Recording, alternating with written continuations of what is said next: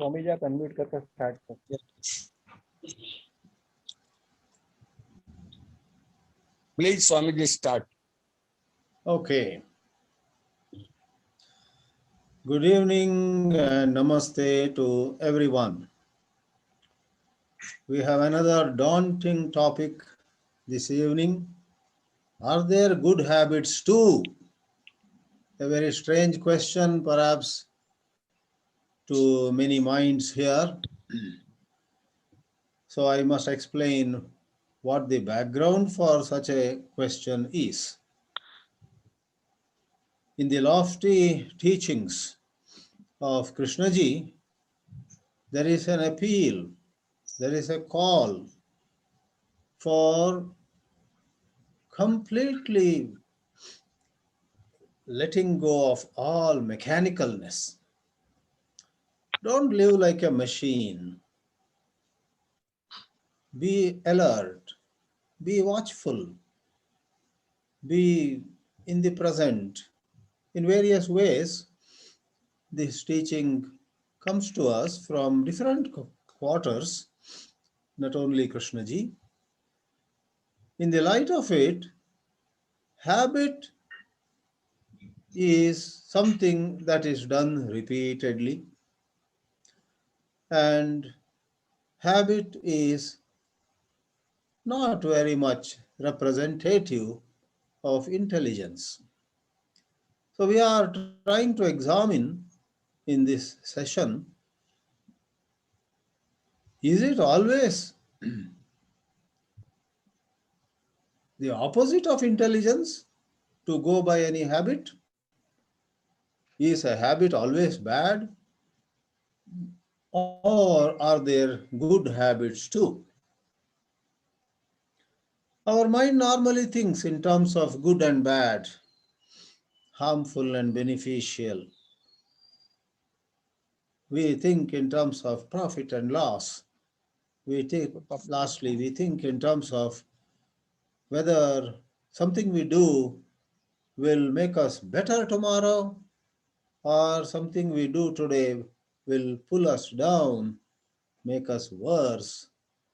In this way, we got a calculative mind. Therefore, no wonder such questions arise in us, and really speaking, we must question the question itself. Are there good habits too? Maybe such a question itself is wrong. For many years, I have been quite intrigued by this business of habits. For my background has been a mixture of things. I have a mixed bag as my background, so to say. Years ago in 1993, or maybe it was 1994, yeah, not later than that, that popular book came to my hands, The 7 Habits of Highly Effective People. And I was very impressed by that book. I ended up meeting the author of that book, Stephen Covey, also in San Francisco. And everybody envied me when one evening in a large gathering, Mr. Covey and I had a 20 minutes one-to-one interaction. While many others were waiting to get a minute from him, he was a very popular figure. Even today, I do think of Covey's teachings in that book.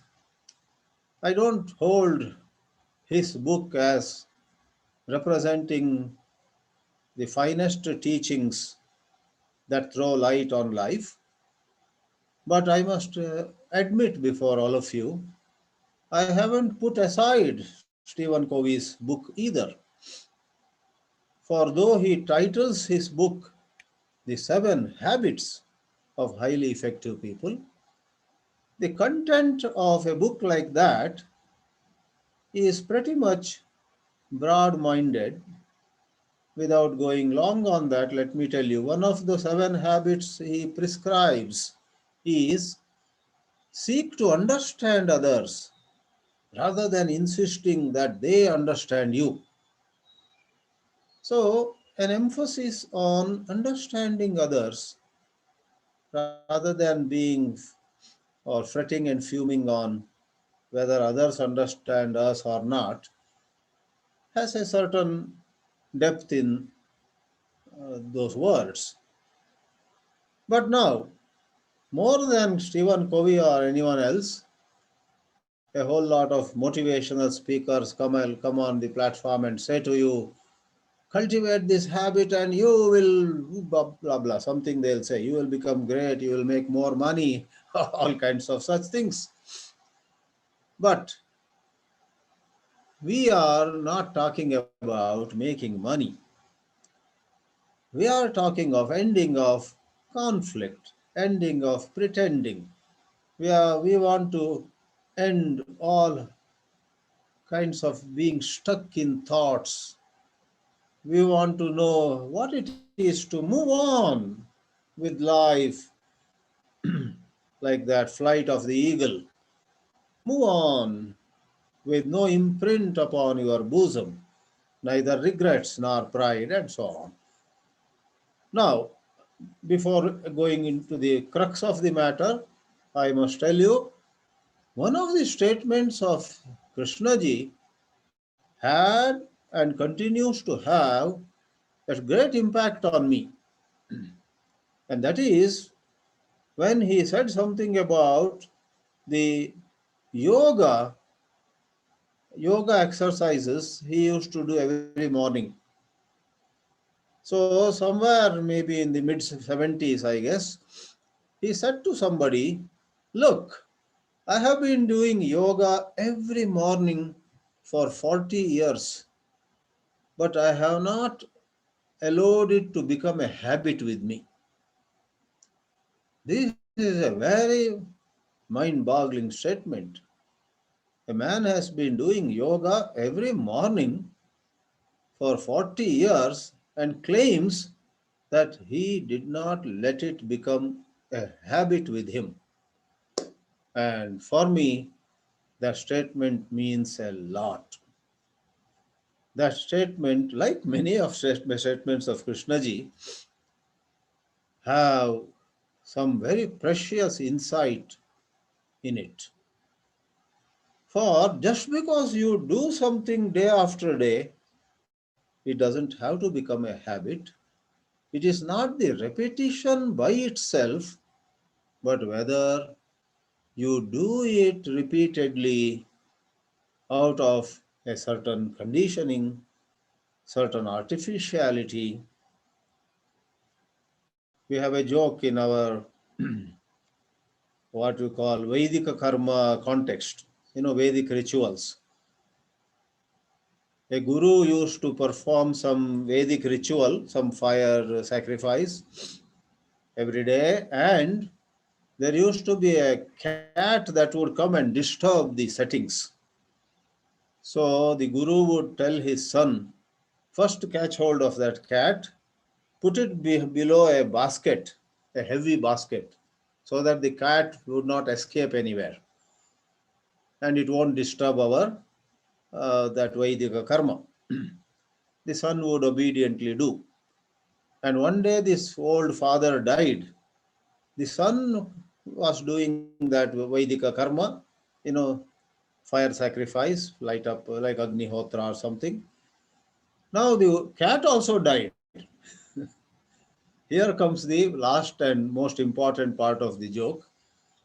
The son was quite worried. Oh my God, now I need a cat before I start this karma. So he went and bought a new cat and ensured that a cat was placed under a basket, and then the karya, Agni Karma, would start. This is called thoughtlessly doing something. This is called the mechanical side of the habit. In the case of the father priest, the cat would disturb. So, to prevent the cat from disturbing, it was kept under a basket. Now, there was no cat and there was no need to do anything. But the son began to believe that putting a cat below a basket was part of the ritual, otherwise, the ritual would not give the merit expected of it. Now, leave the cat, leave the priest, leave the Vedic ritual. You and I need to examine how much in our life we do like that son who bought a new cat and put it under the basket. Are we doing many things without knowing why we do that? And another form of it is, are we imposing ourselves on people sometimes out of certain notion that we are very important and these people should serve us, or some other place equally under a notion, oh, here is a lady who is so important and I must run around for her. So, do notions to do some questionable beliefs control us? Do they govern us? Do they dictate terms to us? That is the crux of the matter. Now, that excellent statement by Krishnaji, I have been doing yoga for 40 years every morning, but did not let it become a habit. I'm sure most of you have got it already, but if one or two found it a bit difficult, there are always one or two newcomers in these get togethers. For their benefit, I would say that somebody could do yoga a particular morning driven by two thoughts. One is, ah, I really don't want to do it, but I have to do it for health's sake to bring my cholesterol down. Or my doctors have warned me, if you miss yoga, you are going to die. Or I have told my wife, or I have announced in that get together, under some pressure, outer or inner, under some kind of confusion. If somebody forces one's own body to bend back and bend forward and twist and turn, etc., I'm exaggerating, bear with me. Uh, that would be one case. Whereas when Krishnaji said, I did not let it become a habit with me, I really regard it as a very precious piece of insight. I, for one, would fully believe that Krishnaji never forced yogasana or pranayama on himself. Just like you and I don't force combing of the hair. We look at the mirror, oh, my hair is a little disheveled. Oh, before I get out, let me just touch it up. Or if we don't feel fresh, uh, I think before going out and meeting some people, let me freshen up. I may wash my face once more with soap. Not because a book says this is the time to wash your face. All right, go do it. Not because of some do's and don'ts which are written in golden letters on some special book. Rather, you go by the feeling. You feel that you are not feeling very fresh. So it's one thing to listen to our body, one thing to have a certain understanding of why something is done and how it is good to do, how it is beneficial for the upkeep of the body. Like a car owner would ensure that the car is washed periodically. You and I have a vehicle, bicycle, anything. Those of us who have some electronic gadgets, not out of fear, but out of caring for those gadgets, we service them. So, the whole matter of habit is just this: is there a certain thoughtfulness, certain caring, and out of that caring for others or for ourselves, certain actions flow from us, maybe every day. A husband may say, hi, good morning to his wife or to his children, every morning. Just because he says it every morning, it need not be a habit. but it could be a habit too. So, who decides what is a habit and what is coming from the heart? What is spontaneous? What is coming from a certain presence of mind? What is coming from an awareness of the real situation, not some stored information? The one who is doing whatever would know the best. Now comes the particular sentence we have in this evening's topic. Are there good habits too? Well, when something is mechanical, when something is done without really being aware of its relevance, whether it is necessary or not, one ends up doing it, let's say, then such things don't have to be bad as such. Somebody goes for a walk every morning, let's say, sometimes opposing the wish of the body, forcing it on the body. Sometimes, even if the weather is not good, it's raining, jeopardizing or putting to risk his own health, or he or she gets going. So then there is some kind of lack of caring. Even then, things like a morning walk, you may call them good habits. And in this world, a lot of good habits do have certain benefits. And what is more, many of our so called habits may not have much psychological component also. Sometimes they are reflections of the way we have been raised. I guess in our country, especially in South India, when we give something to somebody or when we receive something from somebody, we use the right hand. So we give it. Let's say on the birthday of a young boy, I give a gift of a pen to him. Good, happy birthday to you. This is a gift to you. I give him a nice, beautiful pen. I have been raised with that habit of giving with right hand. And if that boy receives it with left hand, because of my conditioning, I get slight jerk. Just the other day in Solon here, I gave a pen to a young boy. He took it with his left hand, and you know, I just said to him, Karan, can you take it with your right hand? Then I myself wondered, why should I make a show of it? How does it matter? He hasn't grown up in South Indian culture. So I said it, but I did not do anything more. Of course, he took it with right hand. Then, very wondering why this uncle or grandfatherly figure is asking me to take with the right hand. But here I would say these are small things. It doesn't matter if somebody has, you know. I had at one time in Rajghat when I was holding some administrative position, an assistant who was from CRPF in his previous, occupation. What is that? Central Reserve Police Force.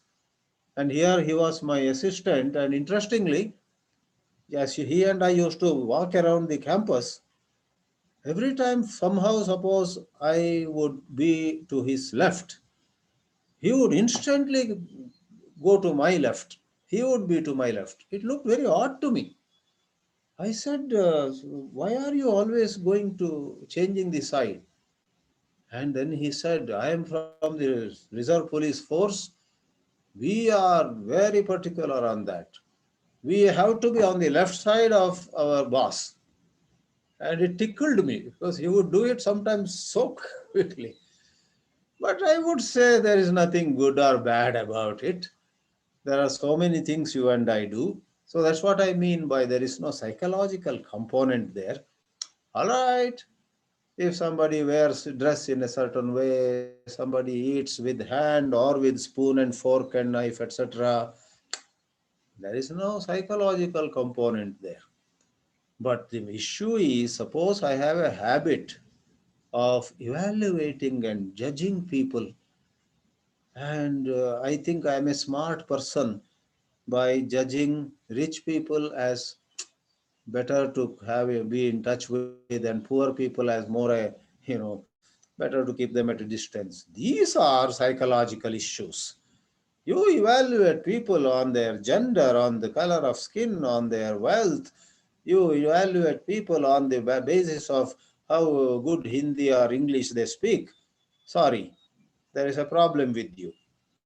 In other words, once more, friends, these so-called bad habits are necessarily things that we do repeatedly on one hand, and these are, on the other hand, definitely something to do with the self.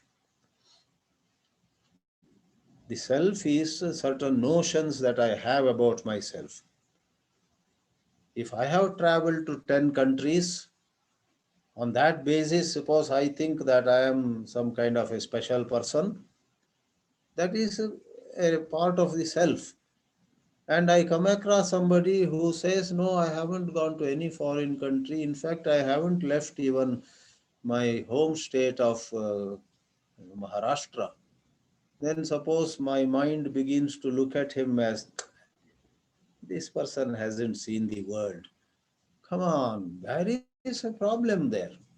That evaluation of the self based on how many languages you know or how many countries you have traveled, etc., etc., that self-evaluation itself is a issue, and on that basis you evaluate others. Therefore, sort of answering this question, I would say there are many habits which are good habits and they have some limited benefits. They might contribute to our health, they might contribute to our wealth, they might contribute to our efficiency, etc. So there are good habits on that plane of being more efficient, being more, caring for one's health and so on. But in the matter of truly coming upon inner freedom, there is nothing like a good habit that will lead you to freedom. Freedom is not arrived at by any habit, by cultivation of any repetitive thing. On the contrary, freedom, we have reason to believe, is when one is able to question and thereby unshackle oneself of any repetitive pattern. And lastly, this so-called repetitive pattern, which acts as a shackle, is necessarily in the psychological domain, not many of those little things which we do on the physical domain. I request Harshadji and others to throw more light on, are there habits which are good, and is there some contribution of daily habits towards the so-called right living? It's a very fascinating question. So, Tankaji you, and Chidananji. Harshadji, please throw some light. Thank you, Chidananji. It will be better to have a question answer session, and then we will come All right. with answer. People are more interested in question answers. So anybody whomsoever feels to ask the question or make a comment, please raise hand. Dinesh Wagmare, as usual, has raised his hand. I think Hareshwar Singh also raised his hand, though he didn't do that. Ask Hareshwar from Hareshwar Singh. Hareshwar Singh. Electronic hand he has not raised. Yeah, Hareshwar Singh. अपने mic on कर लीजिए हरेश्वर जी. Namaskar. Namaskar. First of all, when I read the topic, first I was not very excited about it, but then I can't deny the fact that the way Chidananji has introduced it, and examples and illustrations, it has become very, very meaningful. I'm not, I hope I'm not flattering Chidananji. Yes, one or two things I would like to add. First of all, it's if I'm not wrong, it is in the old edition of Awakening of Intelligence, which is a paperback, very thick book. which I read in the 70s. That time I was with Osho. So, and Krishna said, he was talking about, we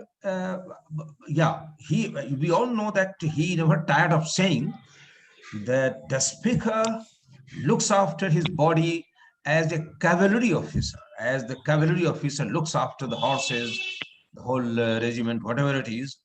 So I look after, but not mechanically. And he said, this morning, as usual, I put the mat on the floor. And just as I was going to start doing my asanas, daily rows of asanas, I heard a voice.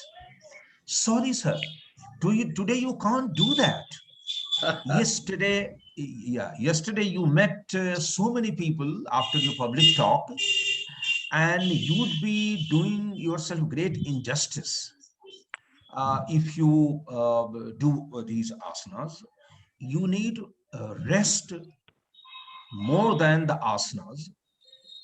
And then I immediately obeyed, folded the mat and put it in the corner. So apparently, the crux of the matter is, it is not a question of good habits or bad habits. It is a question of, are we doing that anything whatsoever with awareness or not? If nobody, no book can be a better guru, again, guru within quotes, nobody, nothing else can be our better guru or guide, mentor, whatever it is, than that awareness. Because in that awareness, there is a seed of right action. That is one thing. Okay.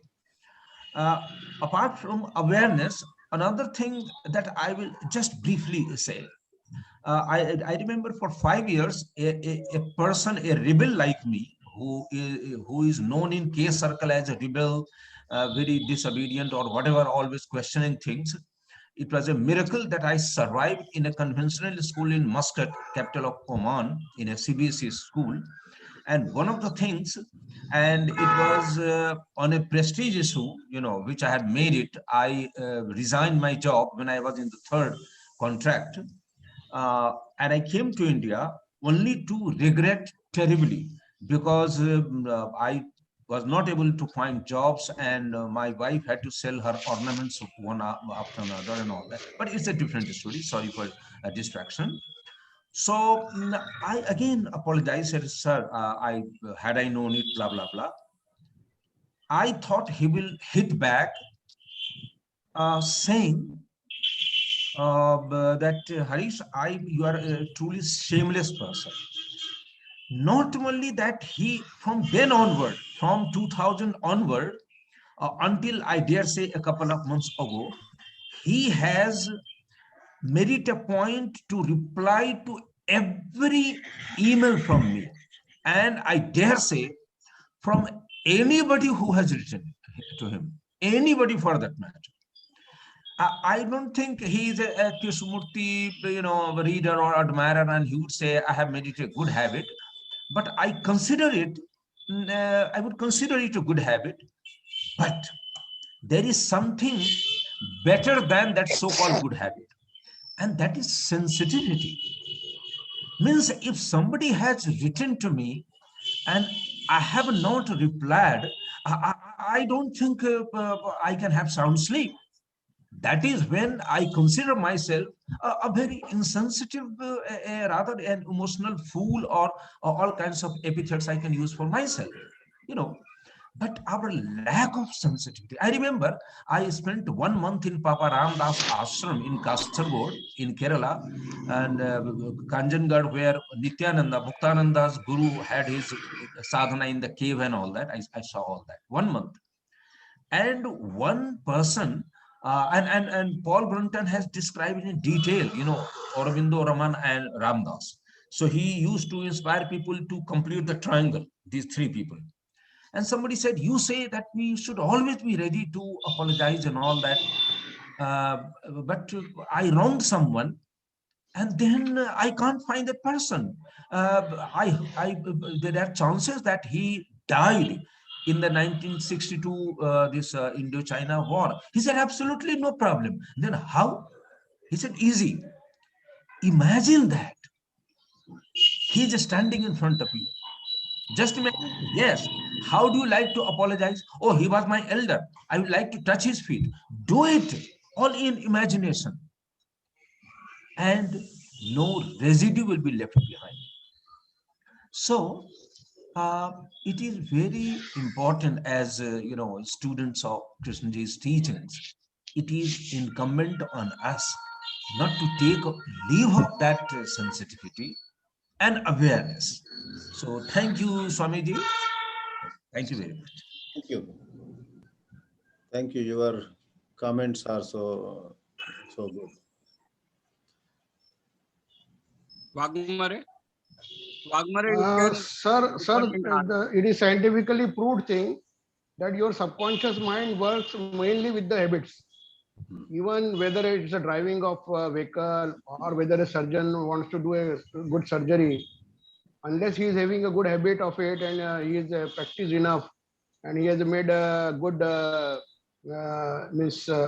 many operations if he has done, then he will be in a better position to do the surgery in a better way. So subconscious mind works with this only. There was an article also some time back that a person has tried with a modified bicycle. If he changes the handle towards right, the cycle goes, the wheel of the vehicle turns to left. So he tried to run that cycle, but he could not. So he has to practice a lot, and then only he could run that. And once he has got practice, he could run that. Then he could not run the normal cycle, with all his awareness, with all his conscious mind. So it is proved that the subconscious mind works only with the efficiently with the habits only. So what do you have to say on this? Yeah. So there are a lot of functional things. Yes. Every day we do many things, like we turn our computer on and it asks for a password. Sometimes we just put the password, with not much awareness about it, and we click on this, we click on that, we open this, we close that. So in all those, I fully agree. The subconscious mind, which has been trained, suddenly in place of my laptop, if you give me a different laptop, maybe in place of IBM PC, you give me a Mac, I would be at a loss because I don't know how to use it. With my own computer, which I have been using for 6 months or 1 year, I go so fast, like you gave the example of riding a bicycle. But point is, like I said in my narration, these are all things where there is not much psychological component. It is about getting going with the, routine things, and they don't have much significance. You make some, toast some bread, you make a coffee for yourself, and bunch of things every day. I think they don't have much significance. As I said carefully in my submission, there are issues where you judge somebody, where you evaluate somebody.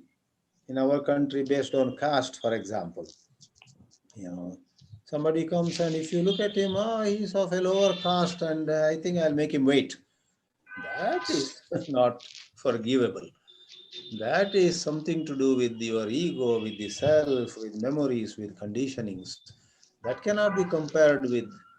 Uh, and if you say it is coming from some subconscious, you need to work on that subconscious.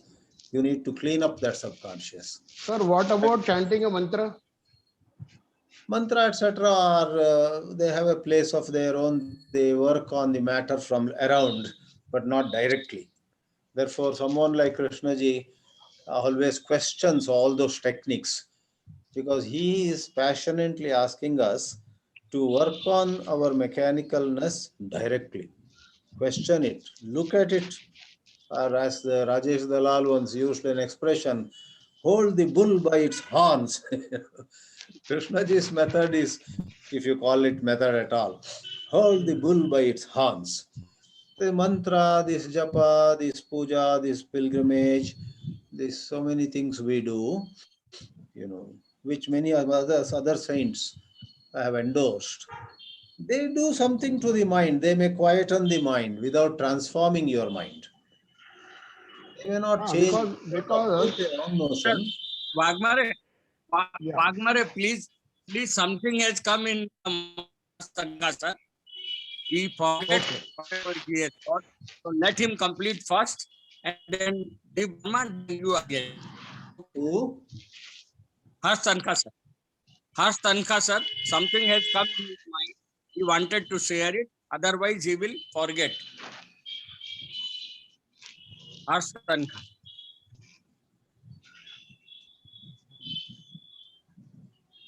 Please unmute.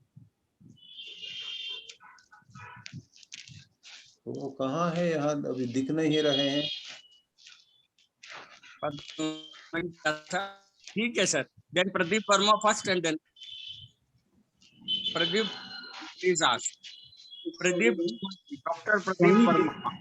Is it audible? Yeah, audible. Make it Only a bit, I have a very simple loud. question. My question Make is very it a bit basic. loud. Make it a bit loud.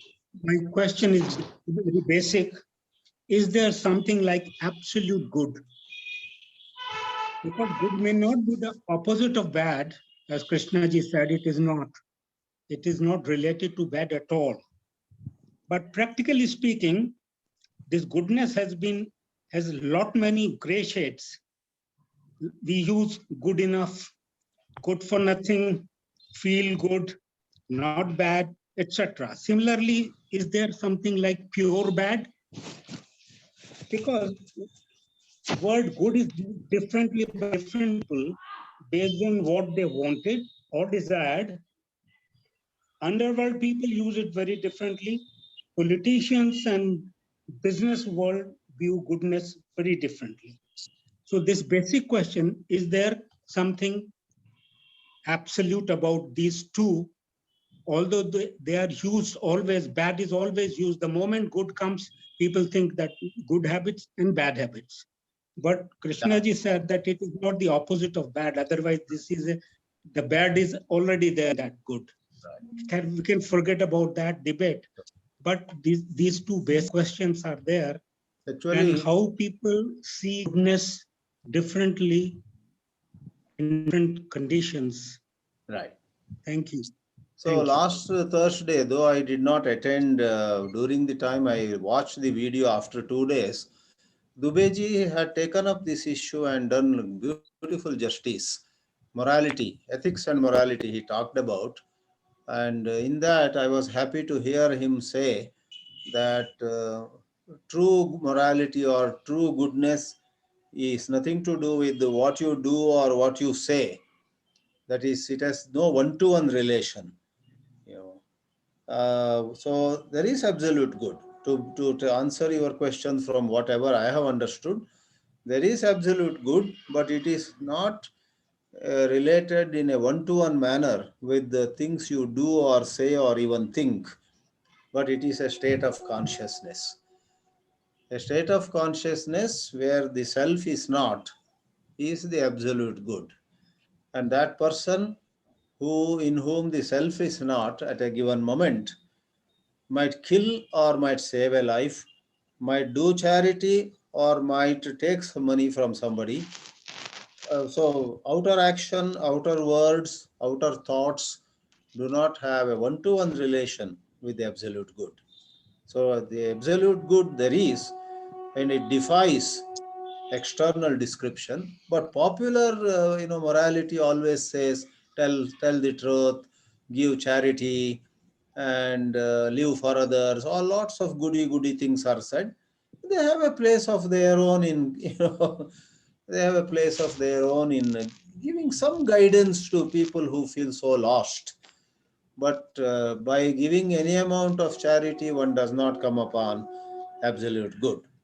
Let me say lastly, in the Vedanta tradition, it is said, millions and millions of punya karma will not give you freedom, but right understanding sets you free with no relation to karma. this thought, word, and deed are in the domain of karma. Karma means doing something.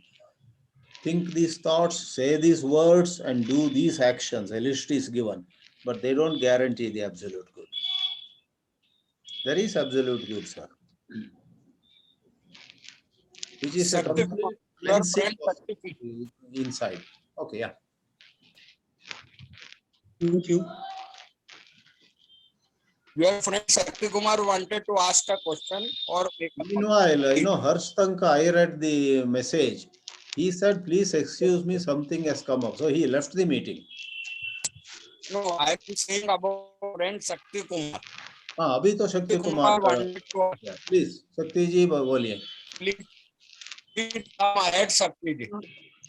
Sir, I will on audio only because the internet connection is not good here. कोई बात नहीं. So audio I just wanted to say, yeah, you see, this comes from what you told about this yoga. He is doing yoga. I didn't allow it to become a habit. So somewhere there are so many things that we do, and like brushing our teeth, and we mostly allow them to become a habit. And it's not a question of being aware all the time, because that becomes a practice also. So the message seems to be aware of even so-called insignificant actions.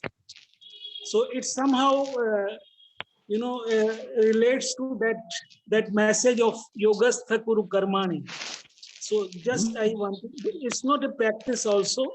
So a little bit confusion in me in that, but that is what I am receiving. Thank you, sir. right.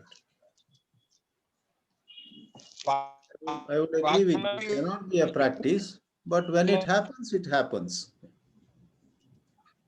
Sorry, who was speaking? Wagmare wanted to say. हाँ जी, Dinesh ji. Wagmare. Yeah. No, what we have already talked, no, because this subconscious, what I wanted to ask Swamiji, once we say that thought can create fear and thought can create lot of problems, then it can create its opposite also. It can create bravado also. It can create courage also. It can give you confidence also. So Mananat Rayatiti mantra seems to have some base in it. What you have to say? Because since you come from a traditional background, so what you have to say on this? I do come from traditional background and I do some mantra japa daily, because I look at it as indirectly helping. That is, a mantra can to some extent quieten the mind, and then the real work begins then. The quiet mind can look at one's own conflicts or the complication that one has created for oneself. One is able to see a little more peacefully if the mind is made a bit quiet. And so there are a number of indirect, like breath observation. Ramana Maharshi used to say, if it's difficult for you to conduct who am I inquiry, first observe your own breathing for some time. This Vipassana has this watching one's own breath and so on. But all of them are one notch below what Krishnaji advises. And therefore, I, for one, with my background on conditioning, would say those who are unable to make head or tail of what Krishnaji is talking, those who are unable to really go by or go with Krishnaji, they get lost. They may do Vipassana, mantra, puja, and nothing wrong in it. Eventually, one day they will say, oh, now I understand why any technique was rather mocked at by Krishnaji. So, Krishnaji mocks at things. In fact, guys, what was that? Recently, I heard one talk along with a gathering like this somewhere. And Krishnaji said, all gurus, all saints were neurotics. So he has the right, he is of such height he can take the liberty to say anything, you know. But you and I should not make such sweeping statements. But he said that all saints, were neurotics. Let us leave them aside, he said. Thank you, sir. Jain So, Saab, anybody else wants to ask any question? or we can hear Harshad ji now. One, then Harshad Yes. Parikh may continue. Yes. Please mute Harshad ji and continue. Yeah. Are you able You are to? audible, sir. Yeah, Okay, we are thank you. able to listen you. You Yeah. continue. Thank you, Swamiji. You have said everything. What I like to say, like these thoughts are coming after listening to you and listening to other people. We see that there is order in nature.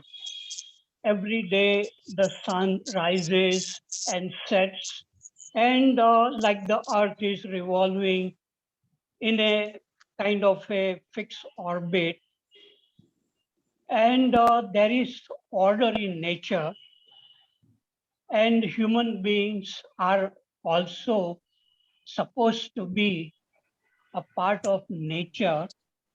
But it seems to me that we have separated from nature because some development happened in our brain, and we started thinking development of language, and then this thinking has taken over the pure awareness, which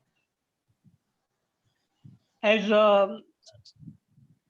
the scriptures they say that at the core there is a pure awareness, but it is blocked by too much thinking, articulation, and so that awareness is not active in our life, and thinking has become a habit, and that is preventing the order in our life.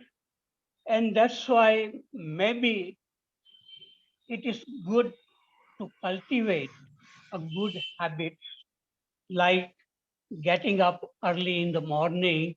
And I get up myself at 4 o'clock, and not because I am forcing myself to do that, but I look forward to coming of the sun, looking at the birds, and I do it whether I am in my hometown or in Rishi Valley, and I always like to go up the hill in Rishi Valley, look at the whole valley, sit quietly, and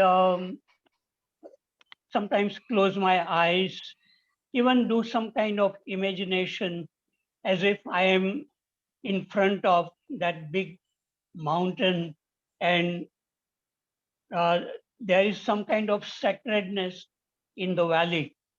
So there are many good habits, like we need to keep our body, our house clean.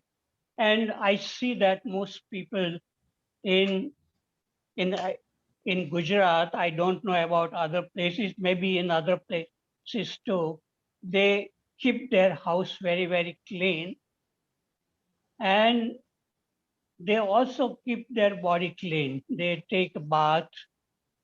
Similarly, it is also important to keep our mind clean.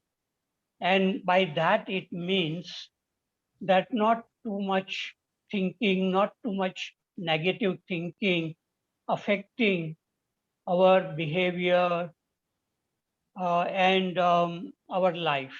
So in Rishi Valley, where students come and live in the hostel, they have to get up early in the morning, whether they like it or not.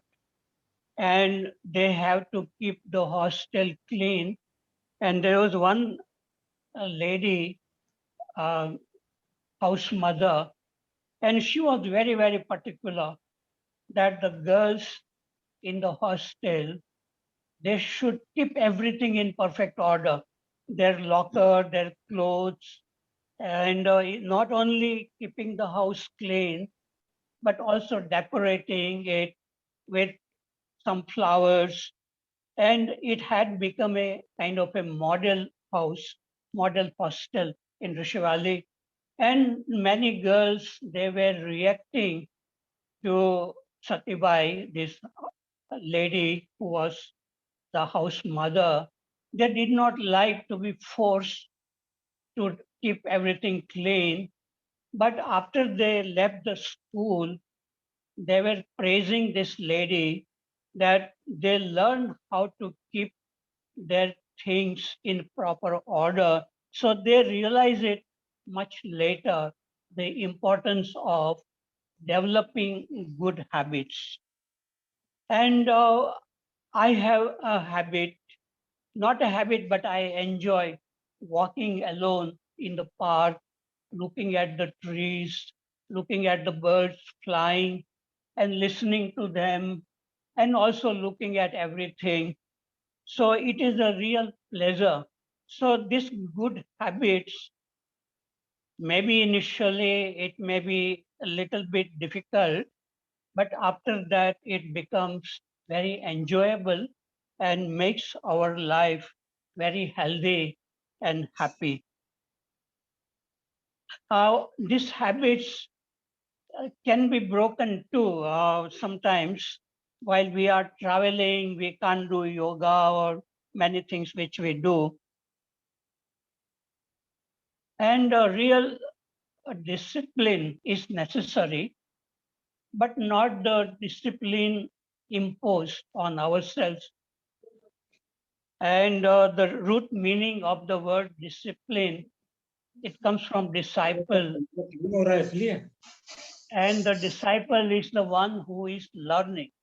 So Krishna ji wanted that kind of discipline to come in the students and teachers, to go to the classroom at the right time, to keep everything in proper order outside as well as inside, not to carry on many things which happen during the day, which can make us get involved in too much thinking.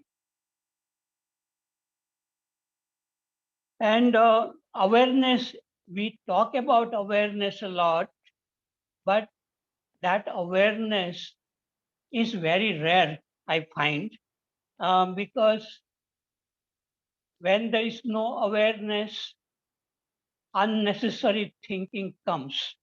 And even after many years of looking within, I find that something is coming to my mind which I am not inviting it, like some old song. And sometimes it keeps on repeating. And sometimes I become aware of it.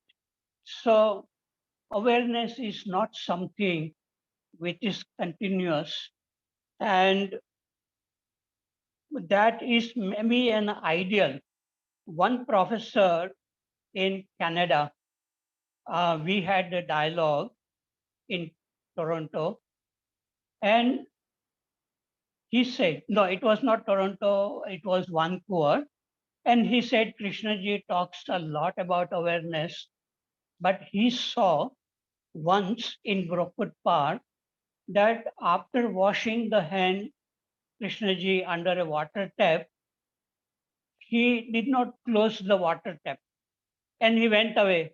So this professor felt that Krishnaji was not aware, because if he was aware, he would have closed the water tap. And I myself have felt, experienced this in the last month. Once or twice, I kept the water tap open And then again, I went to the bathroom. I saw the water tap was open. That means I was not aware. So this awareness is not continuous. And it comes and goes. And some people are more and more aware. And some people who are unaware, they can get very angry and they react very fast. And people who are aware, most of the time, they listen carefully to what other people are saying, and then they don't react. So habits, there are bad habits, of course, many bad habits, and the whole world is suffering, like drinking or smoking. Many people are dying.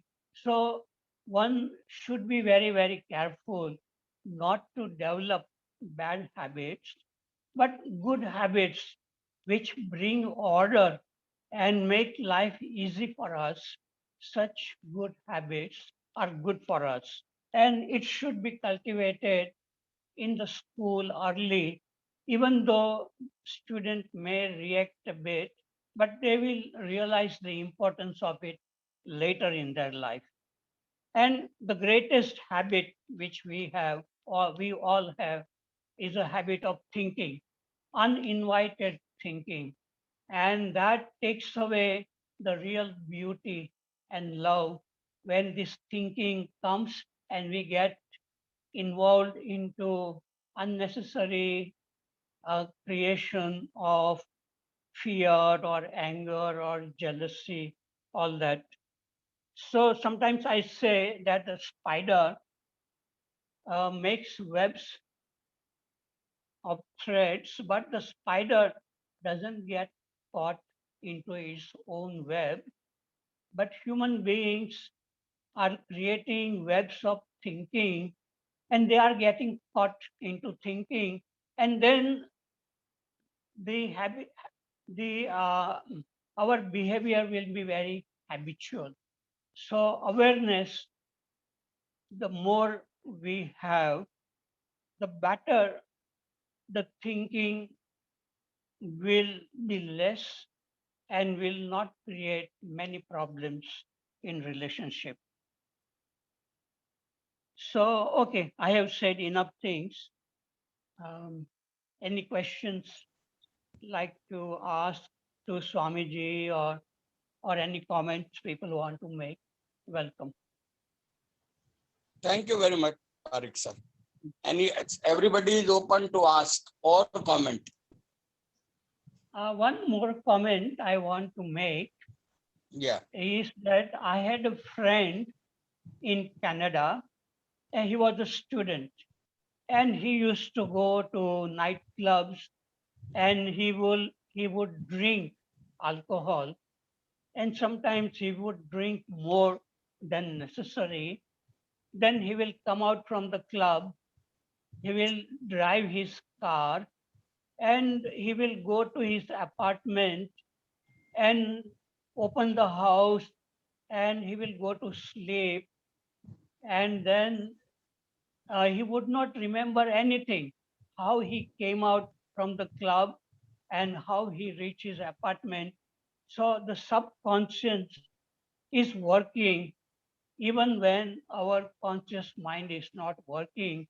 And sometimes it takes care, because driving has become a habit, speaking has become a habit.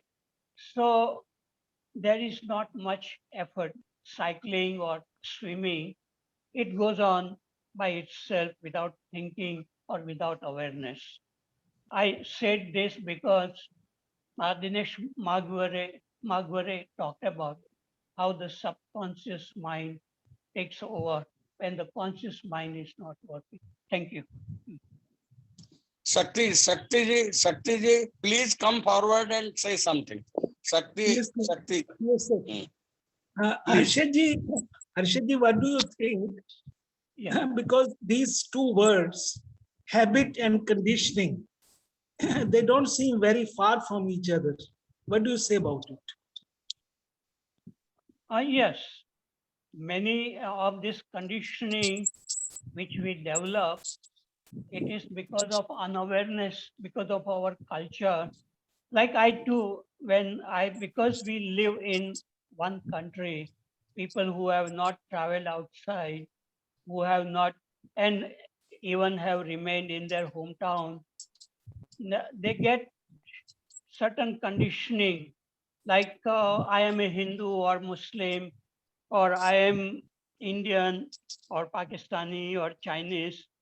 All these habits or food habits, we certain food we like, and we like lot of spices, which is a habit. And people in America, they don't like very much spicy food. So they have a habit because of the culture, because of the place they live in. But such habits can be broken when there is some understanding comes, when one can go right at the root of thinking, and this sense of I or self, how it comes, and then from self, how this thinking, or at least from thinking, the self comes. So to break the habit, uh, to break even the habit of thinking, one needs to go right at the source of thinking. And that is what real meditation is. And that I don't know whether it will come by practice. I did not go to any practice like Vipassana or any ashram. I did not go to any guru, but I read Krishnamurti books. And then he was pointing out many things. So in my room, when I was a student, I was curious to look at everything, how it is coming. And then a different way of living, different way of looking, listening, it came in my life. So yes, this is available to all human beings wherever they are. They don't need to go anywhere. In their own room, they can look. Maybe initially a good place, aloneness, quietness necessary. But after that, it becomes like one's nature, not a habit. This awareness is not a habit, but thinking is a habit. Okay, thank you. May I request Chidanandji to comment on this habit and conditioning? May I request Chidanandji? Yeah, I heard you. In fact, Yeah. you read my mind. I was about to share something, then Yeah, I yeah. hesitated. But now, when you have called upon me to say, I dropped that hesitation. And that is, Harshadji beautifully threw more light on how there are habits which is good to cultivate. Um, but then, if we get caught in things like the habit of thinking, and he made, if I understood it, an appeal or a suggestion, why not we go to the source of thinking? Anyway, my sharing is somewhere around 2005, I was in Rajghat for some 2 or 3 years already. Rajesh Dalal, who was very passionate about Krishnaji's teachings, and it was wonderful. One day he said to all of us, you know, this every Wednesday we are meeting for dialogue at the study center. It has become a habit. And he said, it has become like another Sunday church service. You know, these Christians, Sunday morning, they all go to the church and who, he, and they sing, and 1 hour. Then they, especially if you go to Goa and such places, Sunday morning, you will see lots of Christians, women and men going. So Rajesh Dalal said, we will not stop it. Let people who are doing this Wednesday evening dialogue, let them do it. But I want to take just 4 or 5 of you, and in my house, we, we will go about it in a very, very different way. And poor man, he did it for a few weeks. But you know, Rajesh was always very disorganized. Afterwards, it just vanished. And this vanished day kept on going, you know. So मेरा कहने का अभिप्राय है, ये जो dialogue होता है, उसमें भी we have to be very careful whether we have all cultivated a style of speaking and, you know, then wash our hands off. So that should not be. Nothing should degenerate into a ritual. Thursday evening indoor dialogue ritual, you know. Thank you. Pradeep Verma ji, please unmute and comment or Swamiji. ask whatever you Swamiji, after listening हाँ जी, Not कहिए। audible. to Not your audible. very comforting words, not audible. Audible now. Now audible. Yeah. Is it now audible? Yes, Yeah. audible. Is it audible now? Okay, Sir, okay, you are Swamiji, audible. after you're listening to your very comforting words that there is something like absolute good. Now, if to a generally to all of us, when decide how I take it with a pinch of salt, how to verify it, how to see it in my own life, this might be a realization to you through seeing, because seeing things as they are, and what happens later on, everything becomes right. If this is what absolute good is, then so many thoughts are coming to me. What is absolute when everything is connected to every other thing? You have virtually the science has quantized everything, including space. So how an absolute can be realized by a person using his mind that works in duality only, like mine. So how to realize this absoluteness? That is my question. Thank you. Yeah, your question itself used an expression how a person can come upon this absolute good when he is all the time in his mind. So in traditional language, there is an expression, manonash. Manonash is used in some manonasha, you know, in I think Yoga Vasishta or Ashtavakra Gita, and we see it in Ramana Maharshi's literature, manonash. Therefore, your question itself had that expression, how Difficult. this absolute good is impossible when we are in the mind. So the ending of the mind. But what that ending of the mind, which is same as ending of time and etc., what that is not easy for us to even visualize. But they do talk about ending of the mind. What is that? Thought, time, and self.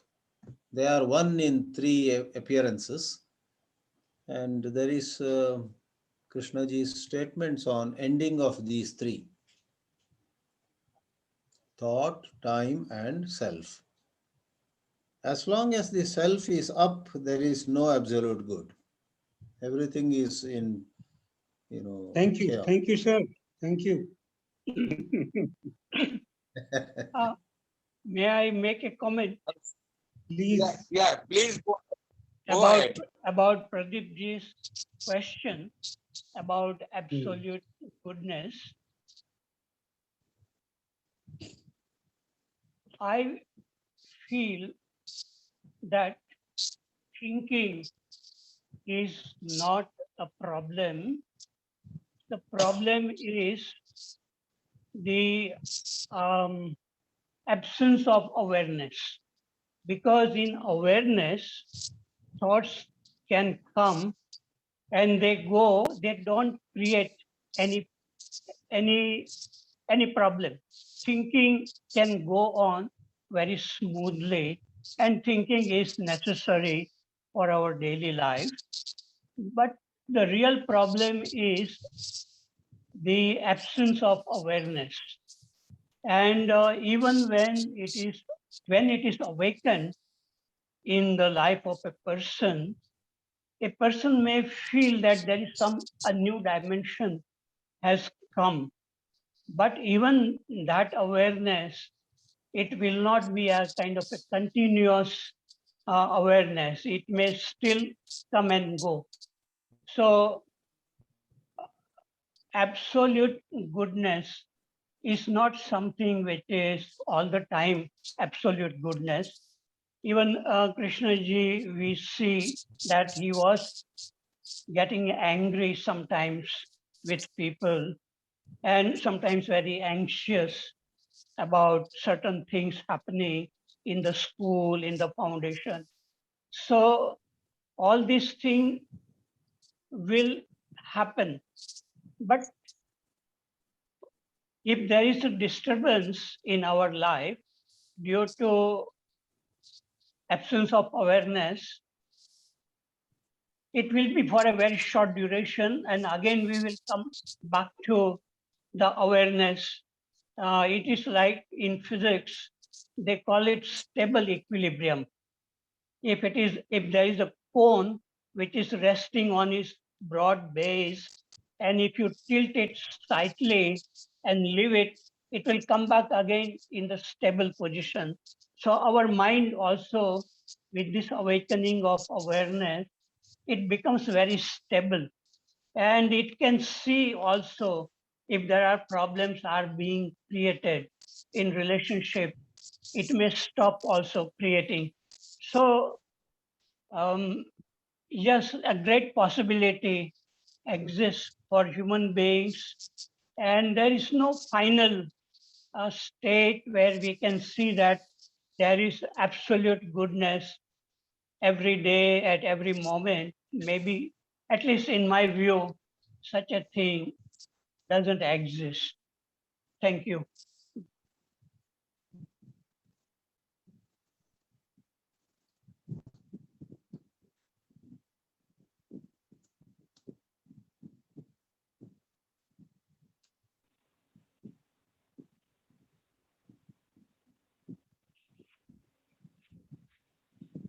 If there is no question or comment, I will have to finish it right now. Is there anybody who wanted to comment or say something?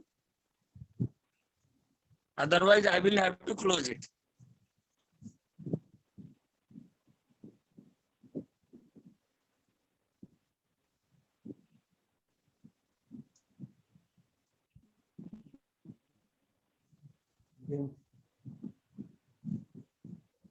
Jain साहब, Janardan Janardan sir जी? जो है, Janardan sir जो है वो ये उनको messages भेजने का कह रहे थे, तो उनको नोट कर लिया, उनको बोल दिया कि इनका मैसेज भेजेंगे। आप उनसे बात कर लीजिए। प्रश्न, हाँ, बात हो गई, मेरी बात हो गई, उनको खबर भी भेज देंगे।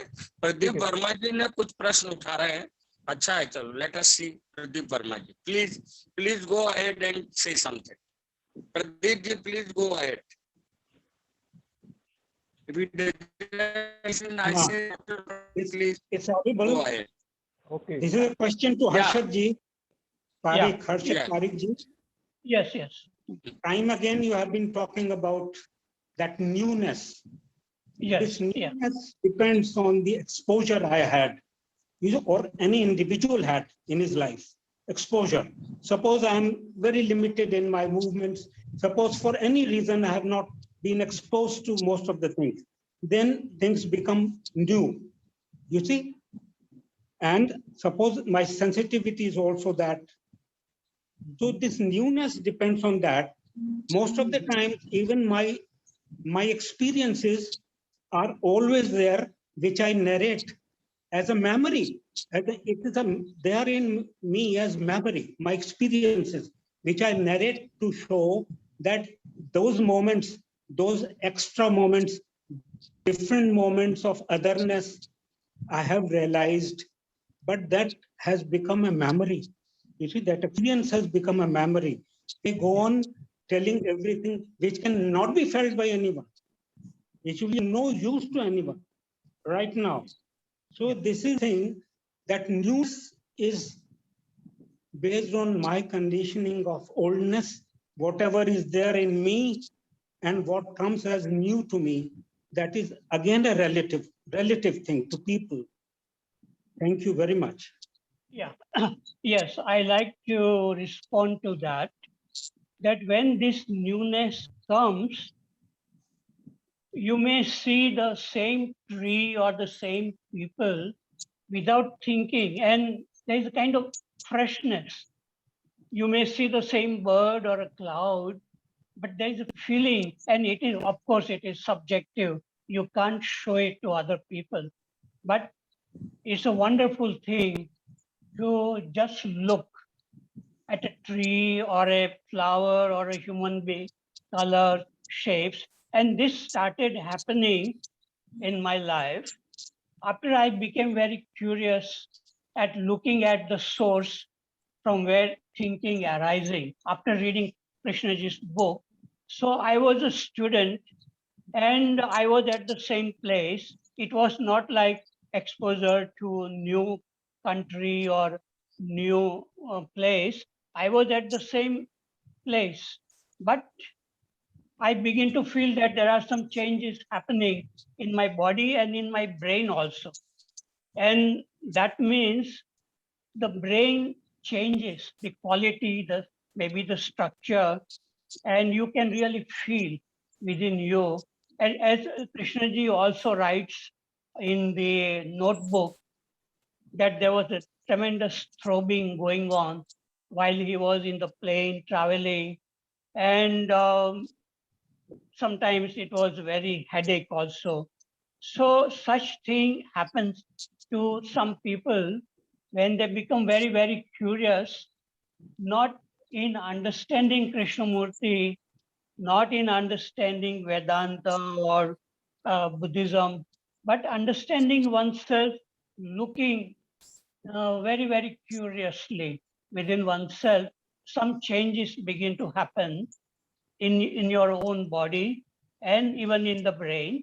And then you begin to see things in a different way. Even though you are at the same place, you are looking at the same object, same photograph, you look of Buddha or Krishnamurti, like that, you know. So that is something one has to feel it for oneself. You know? That's It's right. like a Because taste of a mango, you know, like, yeah. bird watching is a part of my life, you see, bird watching and wildlife photography. So this freshness is available by grace to me every day, every moment, more so when I have a lot of time with me. So the moment I am out of my house, so this newness, bird watching, you can imagine. So how much newness is there in when a bird flies? So this is there. Of course, I enjoy, but this is what I said. Depends on the exposure one has, one had. Then only that freshness can be seen. Yeah. Thank you very much. Yeah, there are bird watchers like in Rishi Valley, expert.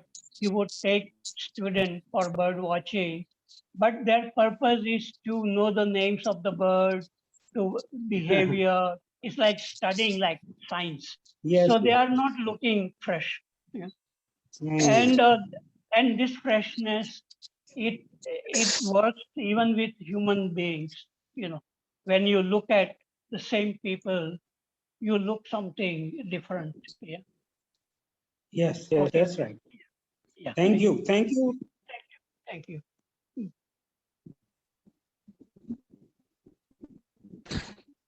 Kamlesh, now you can close it. So let us have a fresh in closing this, freshness in closing this. Yes. Thank you.